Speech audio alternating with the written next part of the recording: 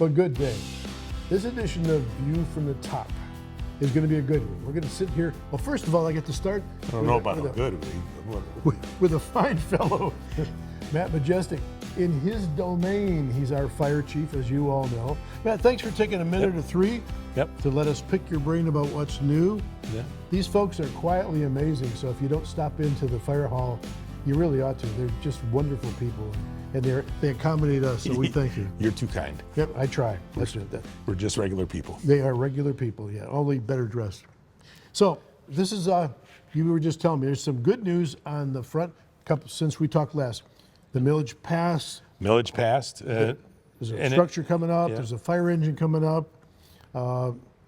Lots of stuff going on here. Tell us where you want to start. Well, since we saw you last time, we took delivery of our first ambulance to replace the aging fleet. Yes, sir. Our millage did pass, and I cannot thank the voters enough. Sure. That was a very stressful thing for all of us and for you, obviously, as the taxpayers, because I get it. Mm-hmm. Times are hard, but we're behind the eight ball. Our trucks are all very old. Our ambulances were all very old, high mileage. This was not something we asked or took lightly. Yeah. And I cannot be more appreciative of the fact that people did support us. And I thank you. I will thank you, and I will thank you again when I see you in public. When my wife and I or my family are out to dinner, or we run into somebody, I will thank you if you come and say hi. What does that money enable you to do here? What is it buy? Continue doing our job. Oh yes, we like that. First and foremost. That's a good thing. But it is going to help us meet the needs, the increased call volume that we are seeing. Because of that, we have brought on 2 new full-time people within the last couple weeks here. We will be bringing on a third one. I'm thinking we're going to try and shoot for probably April, May-ish, because we had one vacancy that was filled back in September of a spot that was had been vacant for almost 2 years. Yes. And that spot's filled, but I don't want to have multiple people on probation on each shift. So once we get the gentleman we brought on in September, Chris, once he gets his 6 months on, I can kind of start counting him as manpower, and then we can fill that cycle again. Yeah. So we've got that, and that's a challenge. Obviously, we settled our collective bargaining agreement with the union, and I think it must be an okay agreement because neither side was very happy with it, right? Yes. And I think that's the sign of that's the definition of coming to an agreement and collaborating, and the middle is never perfect. Making concessions on both sides, and the union was very professional with us, and I'm extremely appreciative of that. I think we've built a very good relationship with our employees. And we try to take care of them as best we can. So that's a positive thing. Takes work. It's people, yes, right? And dealing with people is always a challenge on all sides of things because we're humans, and while we are here as an organization to take care of the community, myself and Chief Vesper are here as people to help take care of the people that take care of the people, right? So. And we try and do that in a fiscally sound, responsible way, and but also in a caring and empathetic way for the people that work here. Makes sense. And that's hard. It's lives happen. Right? If it weren't for people, life would be a lot easier, but really dull. Yeah. It's a great job if it weren't for just indeed. Kidding. Right. Here, tell that there's going to be some construction going on in the backyard. Everything. We finalized all of the funding requirements, needs, if you will, for the training tower that's going to be built out it'll be on the township portion of the property that we own. Our property goes out to the houses back there, and pretty much out to the grass is village, and beyond the grass where the gravel is, that's pretty much where the township property starts. But that's perfect area for us because it was, if people that live here know obviously that when M24 was redone, the construction company was staging a lot of vehicles out there, and they put a lot of their millings and what have you, and so it's a very good firm solid piece of property back there. So we're not worried about that, but we're working with the township. Supervisor Curtis has been instrumental in helping us work towards getting some finalized with contractors. The final huge piece was securing the last bit of funding. CJ Carnacchio, the communications and grant manager, helped secure a very substantial grant from the Gary Sinise Foundation. They have, obviously, Gary Sinise is huge with wounded warrior stuff and veterans, but they also, in their same realm, they have a division for public safety, and they came through with over $70,000 to secure funding, to finalize the funding, and Supervisor Curtis, again, another supporter, is working on. There's some things in the works. We're trying to do as much as we can without having to use any taxpayer funds to do that. So that's a wonderful thing. And I cannot be more happy or thrilled with the support that we get from, obviously, the voters, but the elected officials as well. So it's really like a team. Yeah, team everybody's. effort. Well, we're trying to take care of the community, right? So. What will we see when all the construction is done, and why is this going to go up? What's the purpose of this grant? Well, obviously, we try and do training, and we try and do real life training. And when, in the past, when we've had maybe subdivisions coming in, like down on Drainer, the south side of Drainer, before they started clearing the land, we had access to the south side crossroads property. Yeah. And so we were able to do training in there, and that was wonderful, but, acquired buildings are few and far between. Sure. And so then you end up doing what training you can with what you got. So what we're going to have out back is going to be, it's a fire training structure from a company called FTS, Fire Training Structures. Crazy. Write this down. Yeah. They're providing us with 3 full-size shipping containers, 3 40-foot shipping containers, and 1 20-foot shipping container. 2 of the 40-footers will be side by side. The third one will be on top of one of those, and the 20-footer will be on top of that. And then there will be a structure on top of that as well. We will not be doing any live fire. We will not be burning things there. There we are will probably not be. people who want to hear you say that. Yeah, Are you going to burn down the building? We will use smoke machines, which is just kind of like the fog machines that you probably from your party days. Absolutely. But, I think it's possible. Yeah, it's possible. So, but there will not be any live burning. So, and that's a very important thing to us. Our hopes are to have it situated on the property so it's not too far from that last fire hydrant that we have back there on the property. Just in case. Well, no, so that we can hook water up to it, and we're still going to flow water in it, and we're going to do as much simulation as we can. Live training as best we can with what we have. Are these just for your guys, or are there other people who can use it? Nope. We are going to open it up to any of our local, our neighboring fire departments, between Brandon, Orion, Oakland, Addison, Metamora, Brandon, Independence. Anybody that surrounds us is going to be more than happy to have them come and train with us, or train separately. I also have already advised the sheriff's substation Lieutenant Patterson that his deputies can use it for like room clearing type scenarios, as well as the village police department. I've spoken with Chief Solwald, and that it will be open and available to them as well. So again, what's neat is, again, we're going to do our best to absolutely have $0 from taxpayer money that's putting this out here, But the nice thing is, it's going to be a benefit to all of the entities that are recipients of taxes within this area and our neighboring communities. So that's a huge, huge benefit for us, and we're really excited about that. What was the germ idea out of which this has grown? This is a project that I imagine has taken some time to put together. How did this get started?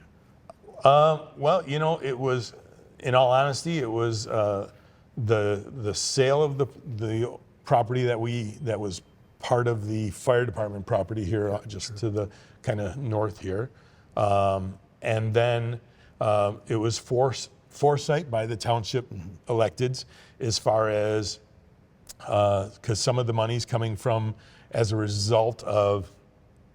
I don't want to misspeak, but it has to do with some of the requirements for some of the cannabis licensing. Yep. Right. Some of these businesses had to provide community outreach or community support in some way, shape, or form. So some of that money is coming from that, and it's a pretty good chunk of it. And so that's huge. But that's where it started. Was, well, we're selling this property here. What are we going to do with that money? Sure. Well, it'd be nice to build a training tower. Is there anything like that around here? The closest to here, Washington Township in Macomb County is going to be building something very similar. That's a ways away. Southfield Fire Department has something very similar to what we're going to be building. Ours is going to be considerably smaller. They have more high rises in Southfield, so they're going taller and bigger. Or they have gone taller and bigger. Oakland Community College obviously has the Crest Center, which is a very large training facility that was combined regional emergency services training, police, fire, EMS for pretty much all of Southeast Michigan can utilize that. But going there and it's a wonderful facility. I was affiliated with them for many years. Sure. But it costs to go there. I see. The thing was this training tower, all said and done, when it's going to be here and up and built and up and running, we're looking at over $430,000. And again, so nice to be able to say that we're doing our absolute best to. It's not being paid for with taxpayer money. We're shooting for that. The taxpayers out there need to understand. I don't know that they ever can understand, but I'll say on your behalf that every conversation I've had with you, it is very, very clear that you work hard to provide excellent service, but not at substantial new money coming in more than you just need. So I appreciate that. I'm a taxpayer. So I appreciate that. I kind of get a little bit of a rap from the guys a little bit because I do act like it's my money before I spend money, and but that's what that's what we're supposed to do, right? Yeah, I mean that's what fiscal responsibility is. I've pledged to the board and the electeds that's how Chief Vesper and I will manage this organization, and that's what we're going to do. We appreciate it. We really do. But times are hard, right? Inflation's high, and people. I've heard that. Yeah. So, we don't want to abuse that. We don't want to abuse the trust. We don't want to abuse the faith that people have put in us to do with what we've got. Do the best with what we've got, right? Exactly. And we've been fiscally responsible, and that's why the trucks that are coming are all. We've got the money already set aside. That was part of the taxes, and setting aside, and planning for the future. And so now we've got the trucks funded. And we've got 2 more ambulances on order. One will be here in December of 25, and the second or the third one will be here January of 26. I will be ordering the 4th one to replace our last 2015 model. That's the one you had to hand crank that to get started? No. Oh, okay. Sometimes you got to pray. Is it gonna, was it gonna start, right?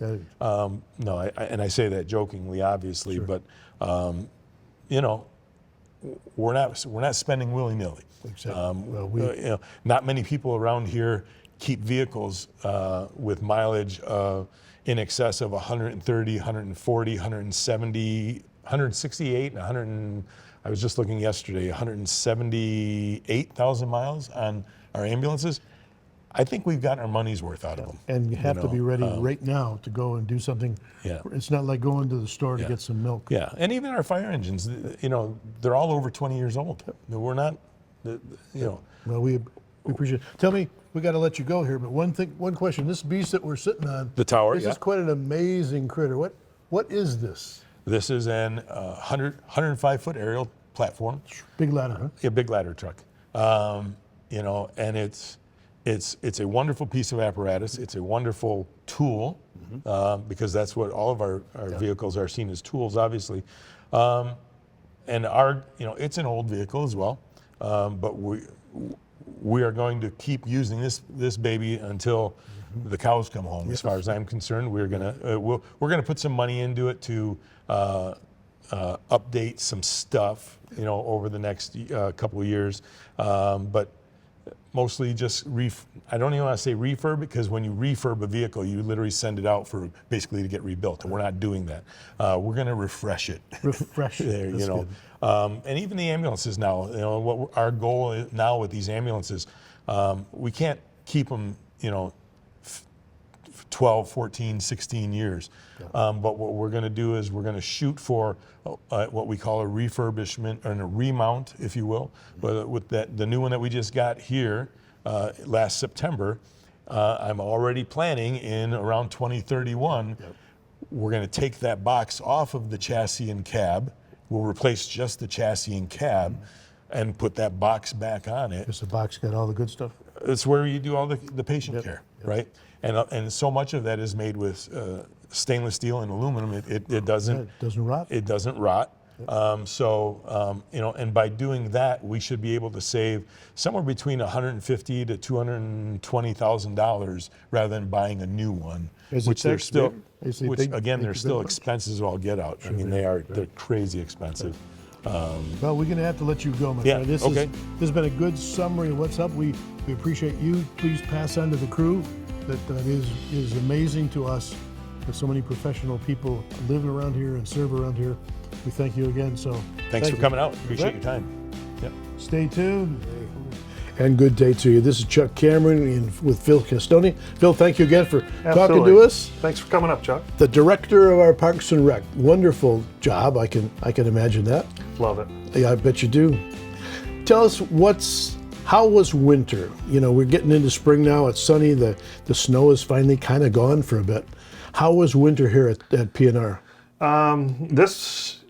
This year weather was everything for us, and we had some may not like the weather we had this winter, but weather cooperated great for the outdoor activities we do have here with 2 sledding hills and an ice rink. We've really struggled to get quality ice to open this year. We had weeks of ice finally with the cold weather to give our residents some outdoor activities that they enjoy. We have nothing structured, but I know we have some area residents who cross-country ski out here.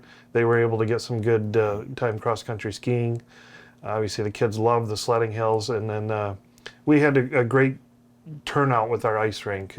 We don't have skate rental, but it's open till 10 p.m. We have lights out there. I was out here a few nights. We had a great group of kids who were out here with their own pickup hockey or just skating, just enjoying their time outside, enjoying the park. So weather was in our favor this year for the first time in a long time. So. Indeed. And of course, there's no charge for that, right? Correct, all free. Yep. All right. So sounds like fun. So winter's over. We hope. We're ready for it to be done. We are ready for it to be done. So let's look about spring. I noticed one thing that happened last Friday here that was interesting to me because I have to renew my license this year. The state of Michigan brings its mobile Secretary of State's office here. Tell us a little bit about that, please. Yeah, so I think we're doing it quarterly now. We've got in over the last year with the Secretary of State. They've got a mobile office, a great service for our seniors held over at our senior center. We do request appointments because they do get extremely busy. I think we filled up all the appointments Friday. But a very convenient local service to to do most of your in-person Secretary of State transactions right here at the Senior Center, and we're looking forward to having them back in June. So June 12, I see. yes. Good, excellent. So if people wanted to take advantage of that service, how would they make a reservation? So that's as simple as you can call our office, 248-628-1720, and speak to our staff, and we can get you booked into the next appointment. The details on that will be in our next book coming out here. Our next brochure will be in the mail first week in April. Excellent. And that's got all of our upcoming programs and events and lots of good stuff in there. Folks put together a lot of really interesting programs that I imagine if more people spent about 6 minutes flipping through your brochure, they go, hey, this looks like this might be fun. We should do this. Absolutely, yeah. There's got to be something in there for everybody. You know, we have so much going on. Staff does a great job working with between travel companies, local instructors, always trying something new, always looking for new programs. So we're just trying to do what we can to offer the community what they expect and quality facilities and programs. Sure. Rumor has it Easter's coming up. I think that's an annual event. It is, yes. And there are some things that Parks and Rec create for families. Tell me about that, please. For sure. So Thursday before Easter, we have a kind of a teen program. It's a flashlight Easter egg hunt. Kind of happens right at dusk out at Powell Lake Park. Oh, yeah.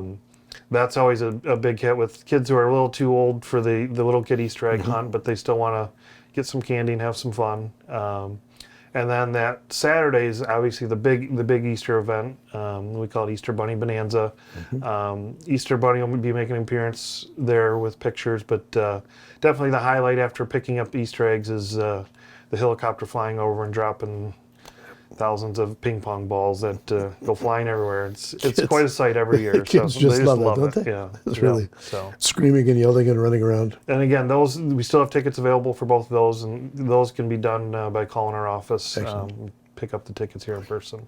To my thinking, although most of us live and die on our computers these days, the idea of just having somebody be able to call the office. You don't have to get a computer out or sit there with your thumb. You just call like we've done for the last 100 or so years. Yeah, I mean, we're still always available on the phone, in person. We do have a great new online system to do registrations, but never take away the in-person contact, though. Bravo. You know your audience, don't you? Absolutely. Yeah, right. Rumor has it that farmers market's going to open up pretty soon. Tell me about that. This will be our third year. Melissa Kunelis will be back as our farmers market manager. Yep. May 10th, we're going to open. It'll be open every Saturday, 9 a.m. to 2 p.m. as previous years, and then it'll close in mid-October. We went through the end of October previously and found out that was a little too long, so we're going to close mid-October. Always looking for vendors, but we've got a good group of vendors come back year to year. That kickoff is very excited. People love it. 9 to 2 every Saturday.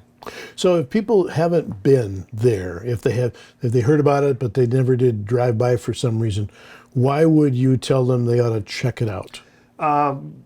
Easiest part is it's convenient and local. Great group of vendors. We've got some regulars with maple syrup and fruits and vegetables, baked goods. You can't get out of there without seeing something that's just like, you just can't leave without it. Got to have it. So, Gotta have it. yeah. So the goal is let people have fun and make a couple of bucks for the vendors who come Absolutely, and bring yeah. their stuff. So it works both ways. For sure. Yeah, and it's Excellent. providing that service to our residents so they don't have to leave town to get some of these local homemade goods, you know, honey and all sorts of good stuff there. So If a person or a group of people were to want to rent one of our, podiums or picnic areas or something like that at the four parks, right? How do they go about doing that? So that's another one where we have multiple options. For the first year with our new software, those are available online. Okay. You can book a pavilion or the community room online. But again, you can call in to do that, or you can stop in person and do that. Got So it. multiple options. Got it. Now, we're talking about wonderful things that sound interesting even to me, and I'm really terribly old. Are there any challenges in your role as the director of Parks and Rec?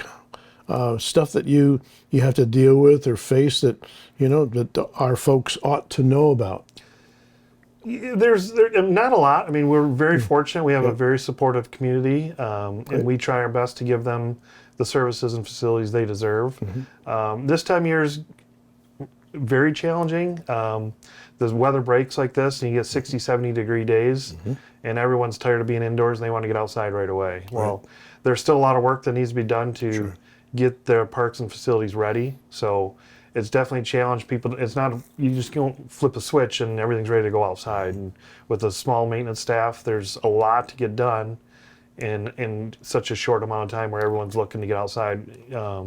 All of our youth sports are kicking off now, the end of March, beginning of April. We have girls softball, recreational soccer, travel soccer, and we're talking 50-plus teams between these, and then we help out with Orba baseball and getting them some facilities. So everyone's chomping at the bit to get outside, and It's a lot of juggling. a lot of juggling. We got to get the facilities ready. So that's one of our challenges. Our other challenge is with the explosion of the use of the park, the amount of people in here really goes up. So that's where we plead with our visitors to pay attention to the speed limit, pay attention to the parking areas, park in designated spots, watch out for kids. Kids are darting in and out of cars.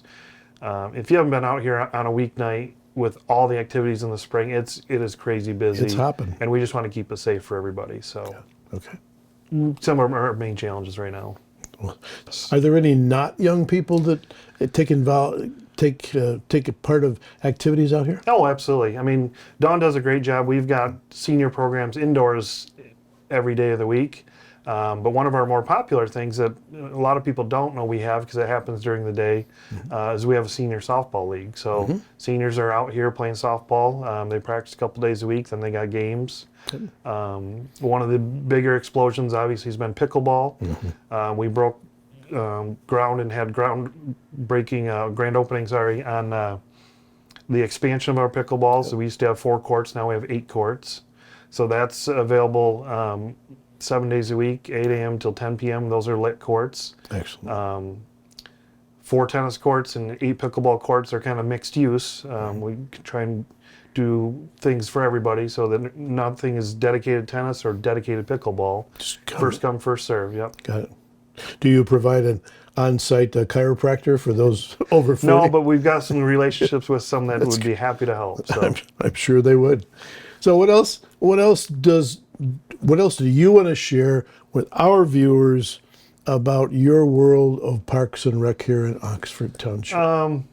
really, the next biggest thing I want to make sure we don't forget, and it's a few months away, but it's kind of the culmination of a lot of work for us, is Seymour Celebration. Yes. That'll be the first weekend in June. I think it's like 6th, 7th, 8th, somewhere in there. Carnival will be Thursday through Sunday. That Thursday kickoff, we also do a car show and vintage bike show up here at the front of the park. And then we have live music Friday, Saturday, fireworks Friday, Saturday.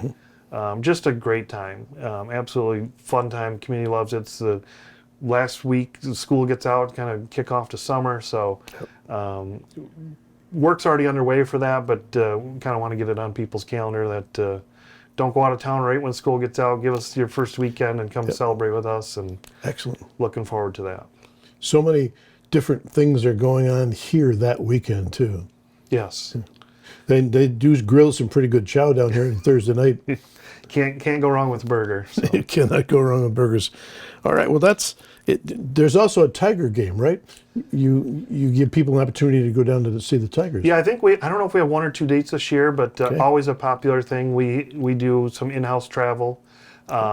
So we do tiger games. Love, because we can bus them down. You don't have to worry about transportation or tickets. You get bussed down, go see tigers, get bussed back, and it's a convenient way to catch a tiger game. So. Would you have any idea about the amount of time a person would have to allocate? I'm sure it's in your brochure. Love the brochure, by the way, if I didn't mention that. To allocate to get here, get on the bus, go down, watch a game, and then come back. That's a bunch of hours, isn't it? Yeah, I mean, baseball game is what it is. We try and get there, half hour before the game, so you have time to wander around. It's usually about an hour drive from Oxford down, and then an hour back. So it is a full day. 5-6 hours. Yeah, not much worse than if you were to do it yourself. I mean, we definitely don't want to. We don't get there right before first pitch. We want to give people time to And you got somebody driving for you. Absolutely. That ain't bad. No. All right, my friend. Well, thank you. It's wonderful that you are involved. Clearly, you love what you do. Absolutely happy to be here and Yep. appreciate you coming out to talk. Well, it's a joy. So, for Phil, this is Chuck saying you got to come out to our parks. They are wonderful places. We hope you will you'll enjoy our parks and do some recreation this summer. Until then, we'll see you next time on The View from the Top.